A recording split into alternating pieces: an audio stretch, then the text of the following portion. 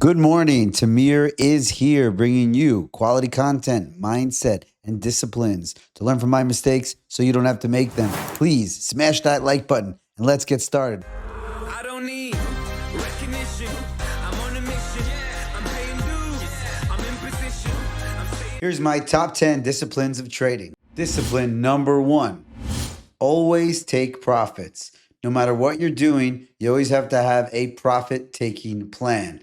If you don't take any money, if you don't make any money, what's the point of doing any of it?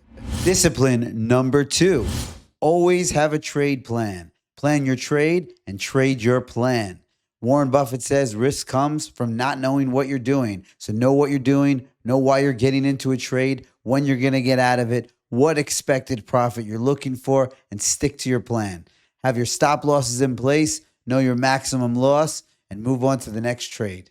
Discipline number 3, capital preservation. Always protect your capital. Managing risk effectively is very important. Never risk more than you can afford and size your positions accordingly. Discipline number 4, exit losing trades quickly. As I said in the previous discipline, capital preservation is key. And one of the best ways to preserve capital is not to continue losing it on losing trades. Don't chase it. Don't hang with it. Don't hope that it's going to turn around. Follow your disciplines. Have the spot that you know you need to get out of and get out. The best way to do this is to establish ahead of time what your position and maximum loss are going to be, or knowing the support and resistances of the trade and knowing when it goes below a certain level that you need to get out. You can set a stop loss and have it happen automatically. But most importantly, preserving emotional capital is key. Preserving your actual capital helps you preserve your emotional capital. And having your capital available for future trades is very, very important. Discipline number 5, let your profits run.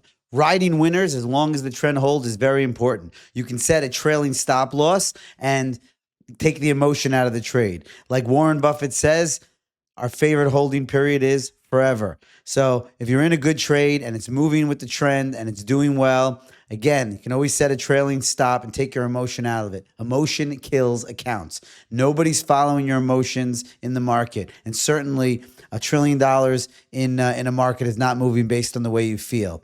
You know, like you got to cut your losers. You want to let your winners run. Patience pays. Discipline number 6, trade with the trend. The trend is your friend.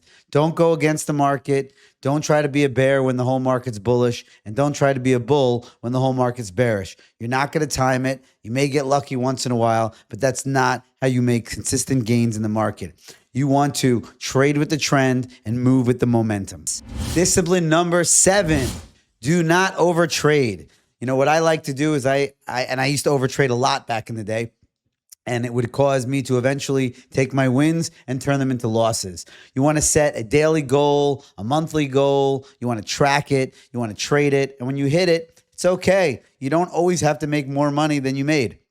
You make enough money, you hit your goal, you know, close your computer, close your trade out, set a stop loss, whatever you want to do. Go enjoy your family and your friends and your life, and come back tomorrow with full emotional capital, full actual capital, and a wonderful attitude towards trading. It's very important to maintain that balance of life and work. Discipline number 8, control your position size. You definitely do not want to have 80% of one stock and 20% of 20 other stocks, because if that stock moves the wrong way, it doesn't matter if you were right about every other trade. You want to keep your portfolio balanced. Of course, if some things you have higher conviction in, you go in a little heavier. But remember, the more your portfolio is imbalanced, the more the percentage can move off of one ticker and not off of all of your decisions. You don't want one decision to turn 99 other decisions bad. So do not oversize positions. They also take the emotion and stick it right into the trade. If you have 100,000 in one position and 1,000 in 10 other positions, you're going to get extremely emotional about the position that you have 100,000 in, forcing you to make mistakes, get out of the trade early, stay in the trade too long, because you're only thinking about how much money you're going to lose or gain. You got to take the emotion out of it. Very important. Do not mismanage your position size. Discipline number 9, getting to the end of it. It's very important you remember to always have liquidity. You don't want to be stuck with no money and a trade comes around, or you have to get out of a trade for a very bad reason and take a loss.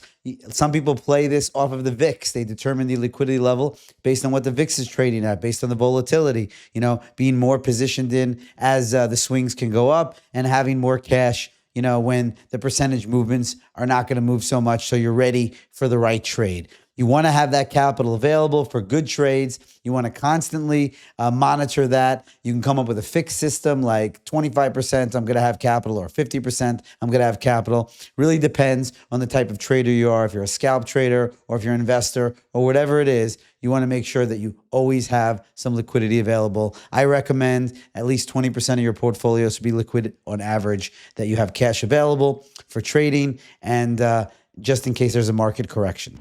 And discipline number 10 is actually 2 disciplines in one. Keep a trading journal. Tracking what you have is very important. Tracking what you've done, how you're doing it, where your mistakes are will keep you going, which brings me to the second part of this discipline, which is always stay disciplined. You don't swing at every pitch, and a good defense doesn't require such a heavy offense. You want to be protective of your capital. You want to practice your disciplines. You want to review them. You want to see which ones you're doing wrong, where you need to focus your time and energy, because the better you get your disciplines, the better you track your trading, the better trader you'll become. Happy trading, safe trading, everybody. Please stick to these top 10 disciplines, and I guarantee you your trading game will get much better. Stay safe, everyone.